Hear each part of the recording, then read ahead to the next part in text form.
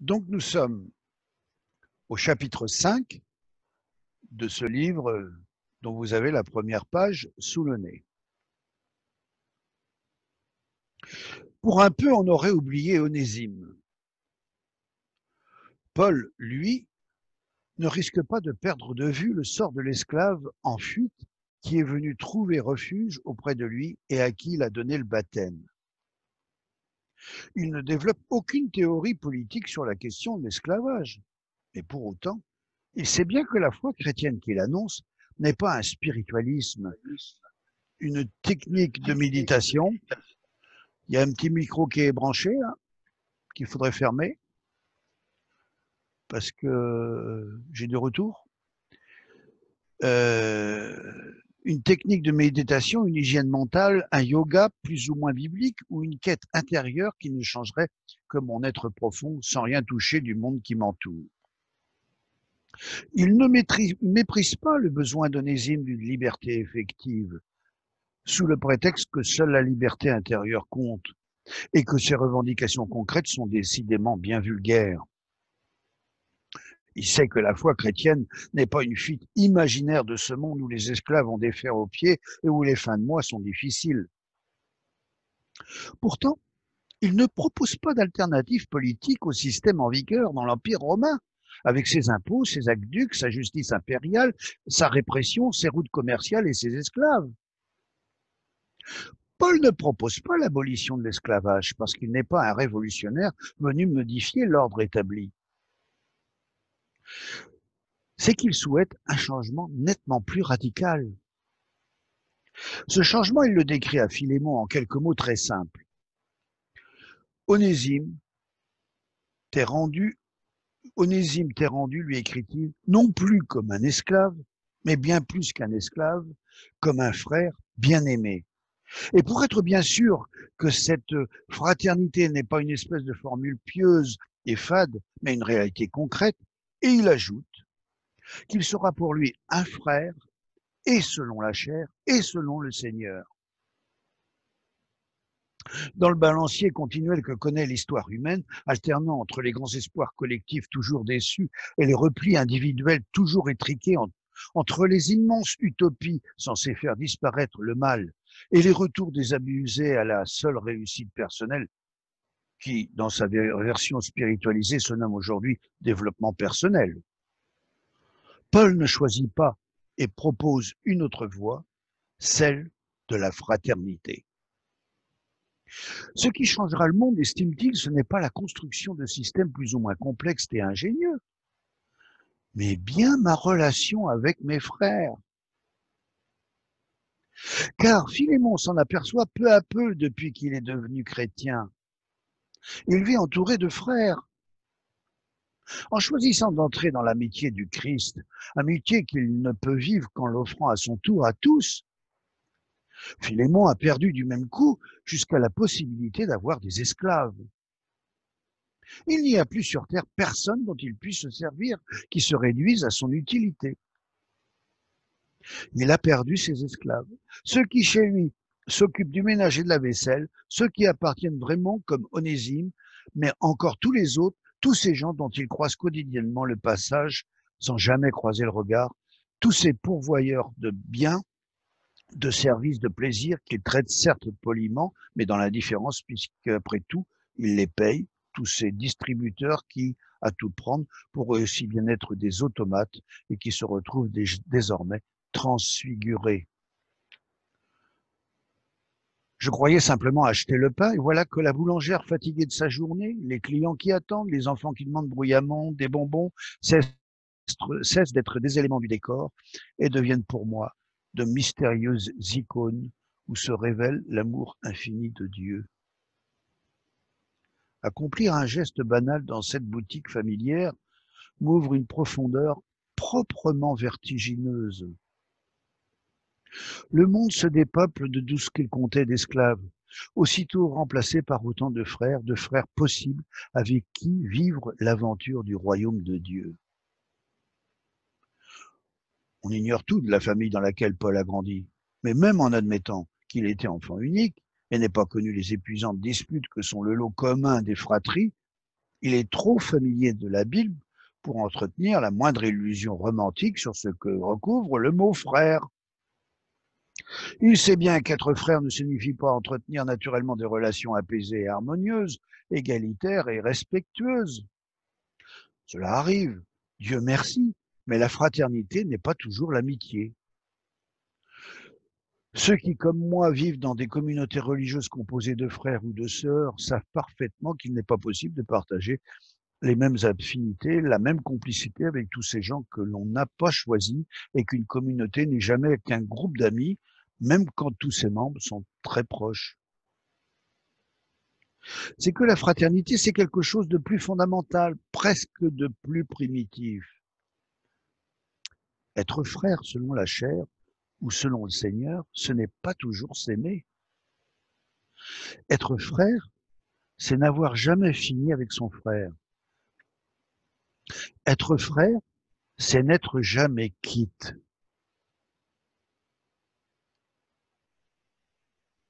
Un homme était venu me trouver peu après mon ordination avec une liste de questions plus ou moins métaphysiques dont il souhaitait discuter avec moi. Notre échange se prolonge, épuisant peu à peu tous les points de sa liste, dans une conversation d'ailleurs très stimulante.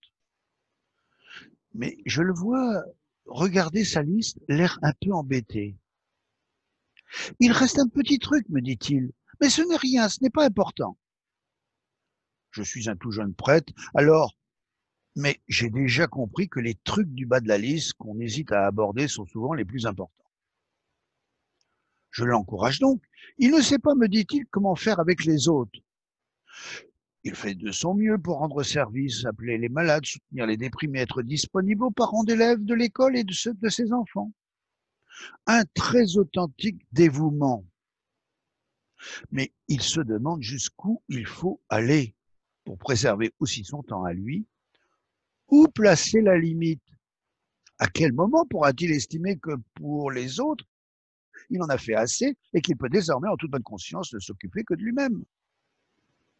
Quand sera-t-il quitte, en d'autres termes, de cette dette qu'il ne cesse de payer à l'égard de son prochain?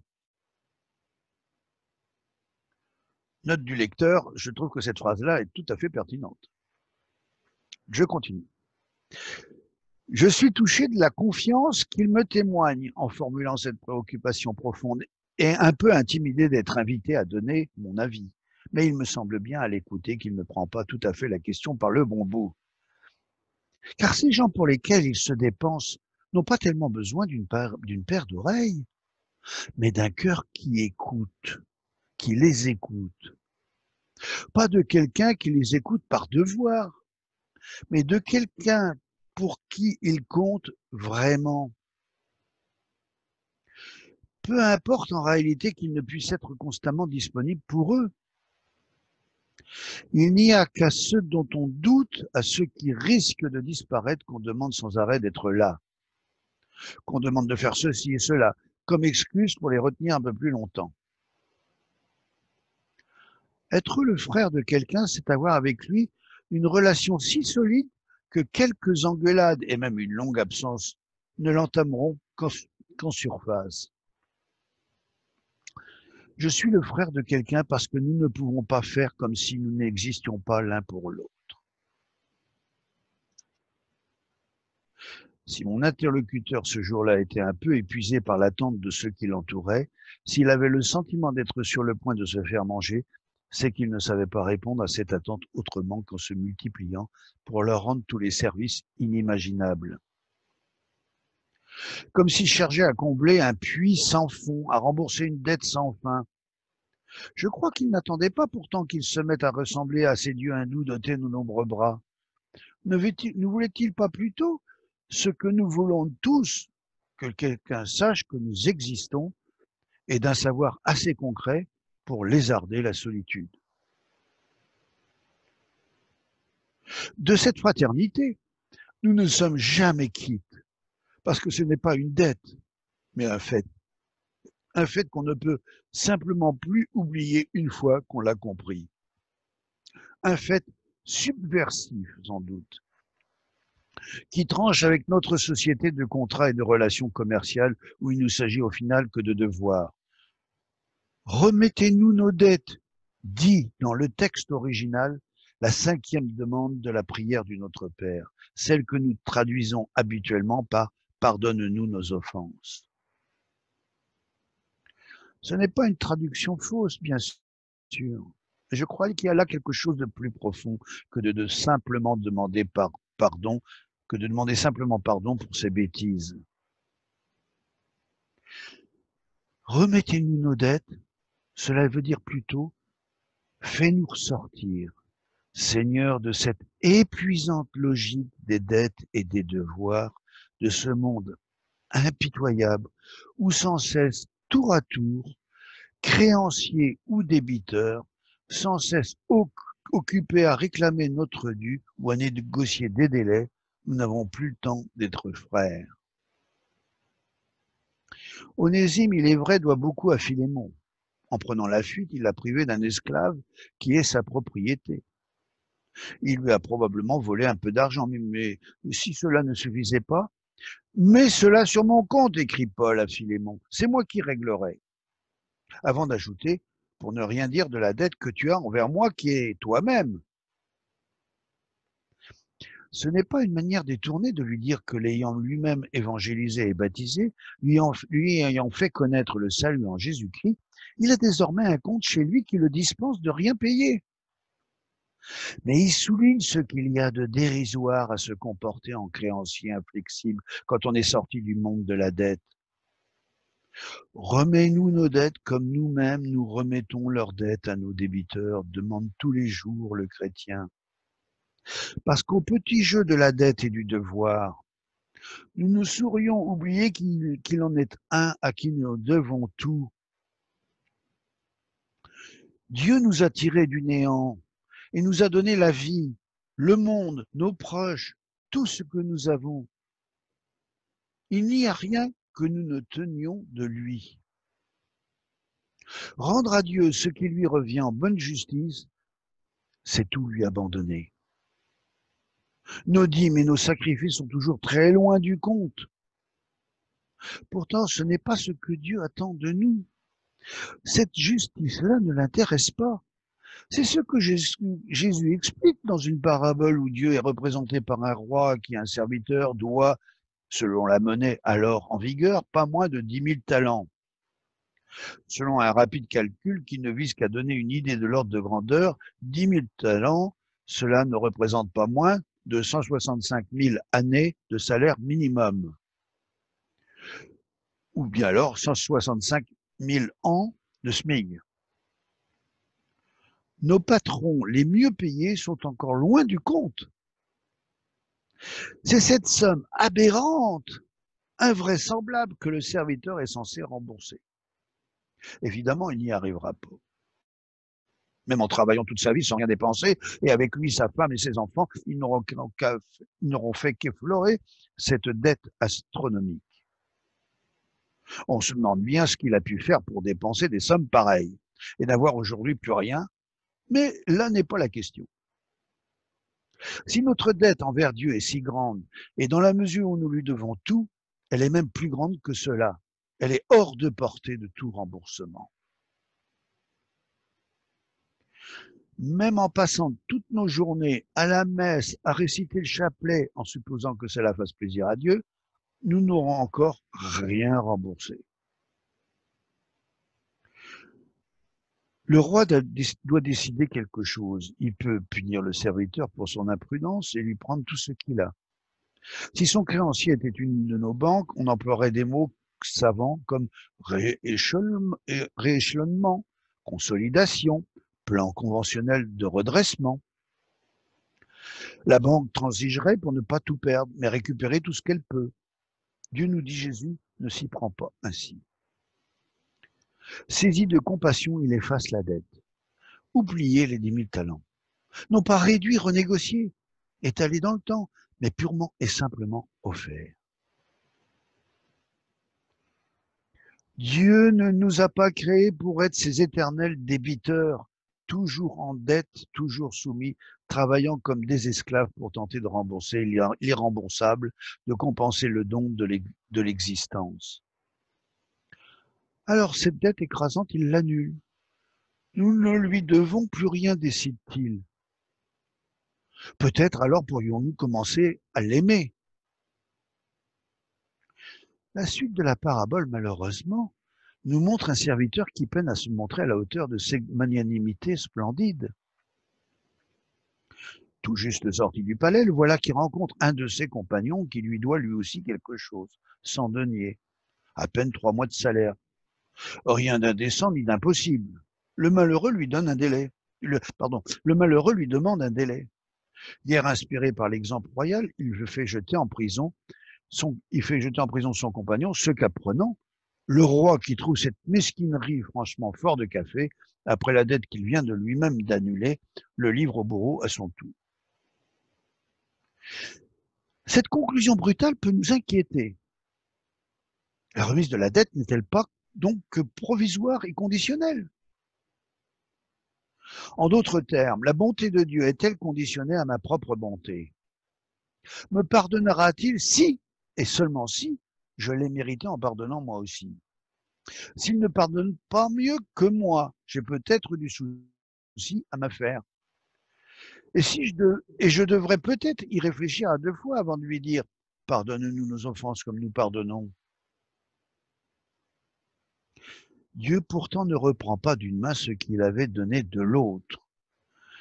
Ce qu'enseigne la parabole, ce n'est pas que Dieu se fâche en nous, se fâche et nous punit si nous n'obéissons pas à son commandement de pardonner.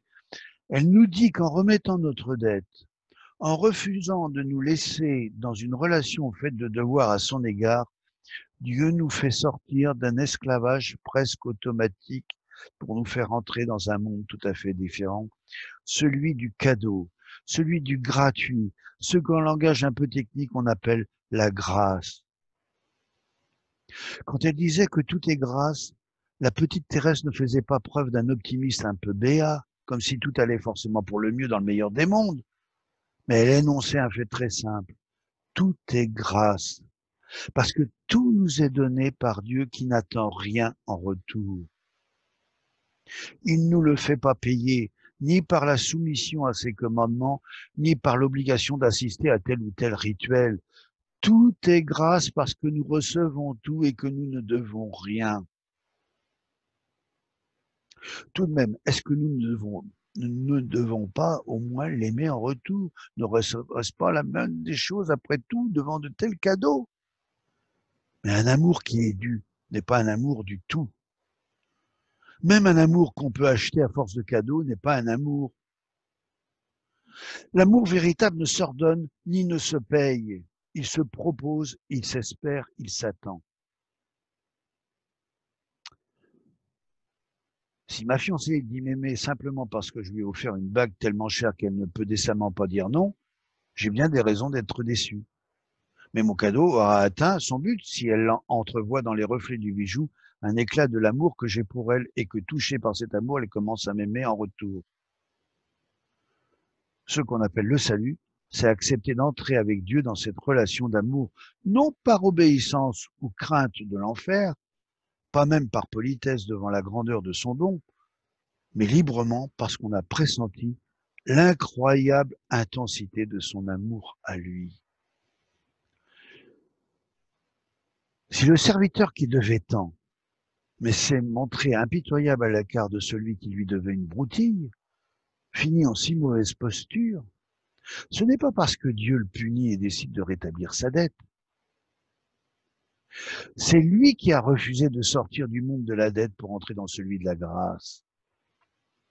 C'est lui qui, en s'agrippant à sa créance insignifiante, refuse en fait le salut, le monde où tout est grâce. Et rien ne contriste Dieu davantage que ce refus de sa grâce. C'est pour lui qui veut que tous les hommes soient sauvés, le pire échec qu'on puisse imaginer. La grâce, quand nous l'acceptons, ne reste pas sans effet sur notre vie. Quand la grâce entre en nous, elle devient gratitude. Cette dernière n'est pas la reconnaissance, car la reconnaissance n'annule pas la dette, mais au contraire la pérennise. La gratitude, c'est autre chose. C'est la joie de recevoir un don. Il est étonnant que nous soyons si mal à l'aise, si empruntés devant les cadeaux que nous recevons. Il est si simple d'acheter. Là au moins, nous sommes à notre affaire. Nous savons ce qui nous est dû. Il est si simple de mériter.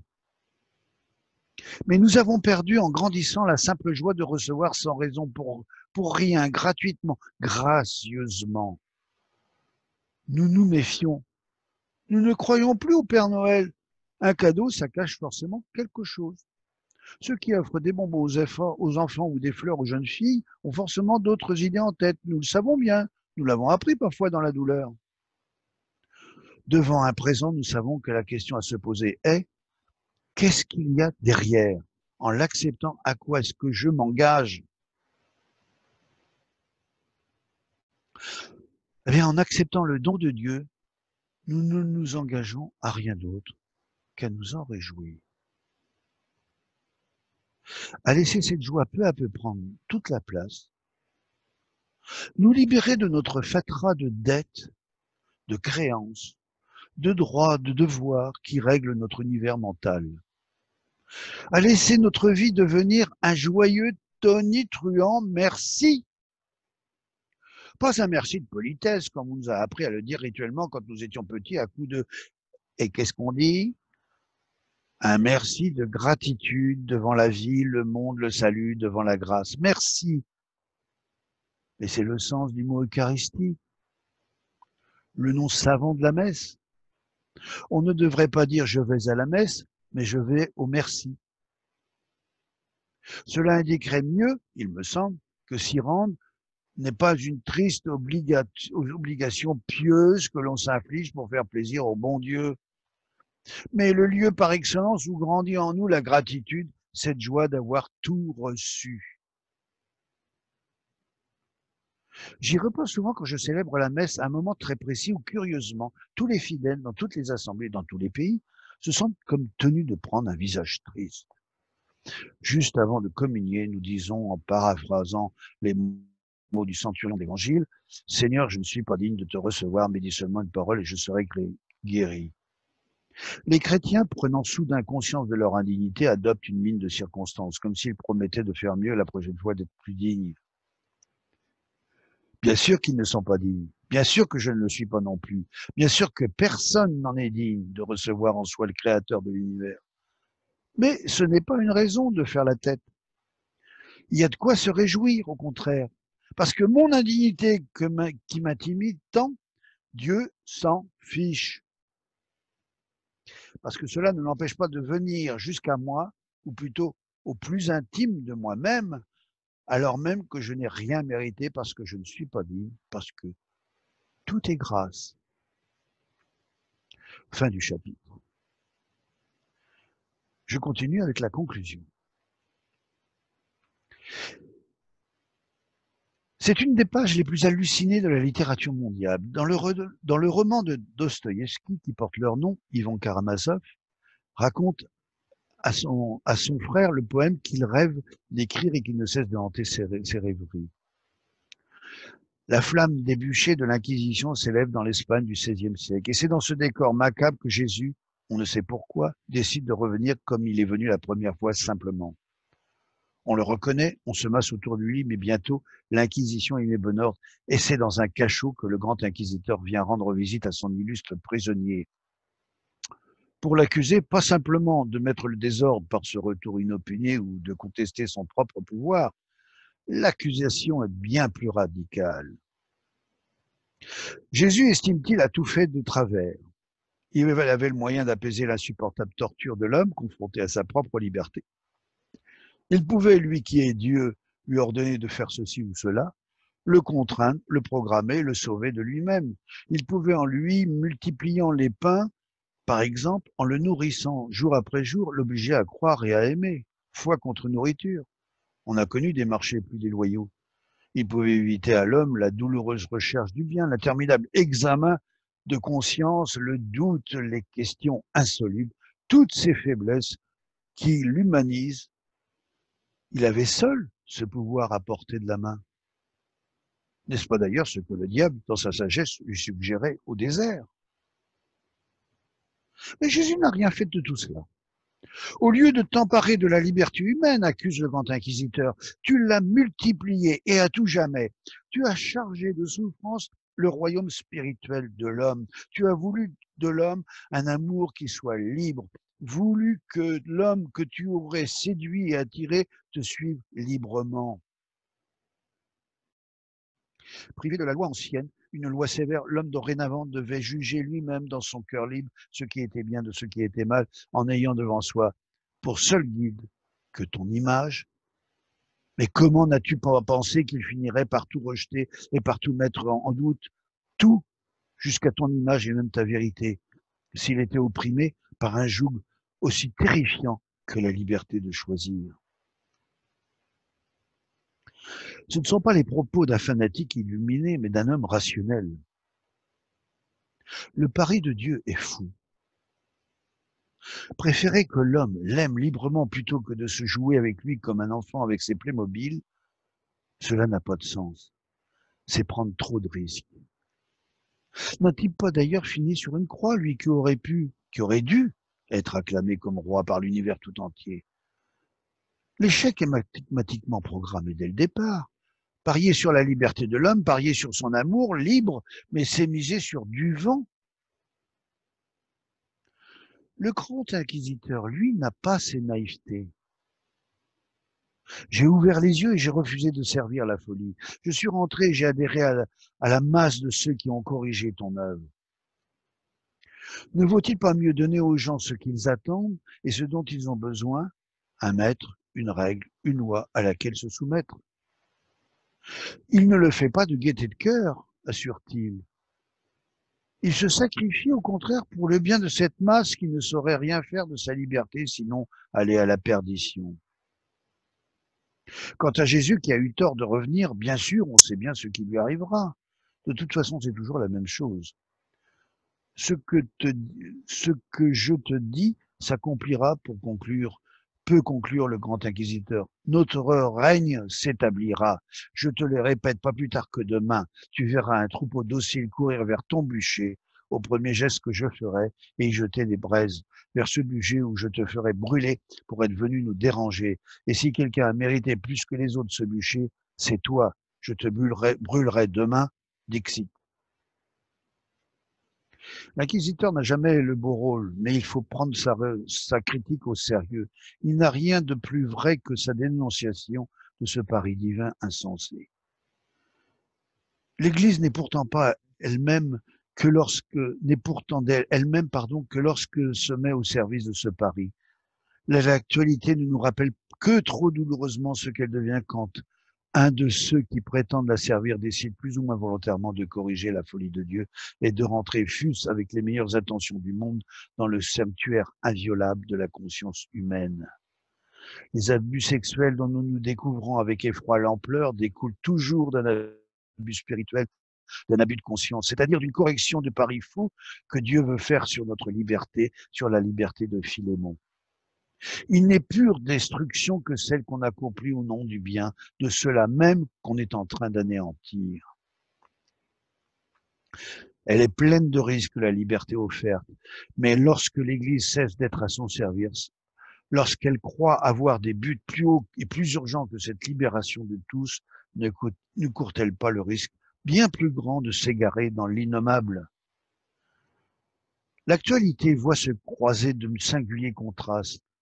Affrontée à cette crise qui en révèle les dérives les plus effrayantes, l'Église célèbre en même temps 19 de ses enfants qui, au cours de la guerre civile algérienne des années 90, ont donné leur vie par amour. 6 femmes et 13 hommes qui n'ont pas cherché la mort, qui ne l'ont pas aimé, poussés par je ne sais quelle pulsion morbide, mais se sont montrés libres même face à la mort qui ne les a pas détournés de leur chemin.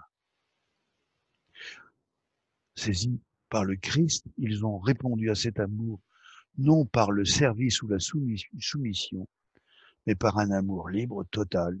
Et c'est au nom de cet amour qu'ils n'ont pas abandonné un peuple avec qui ils vivaient et qui connaissait les déchirements meurtriers C'est au nom de cet amour qu'ils ont accepté, s'il le fallait, de donner leur vie.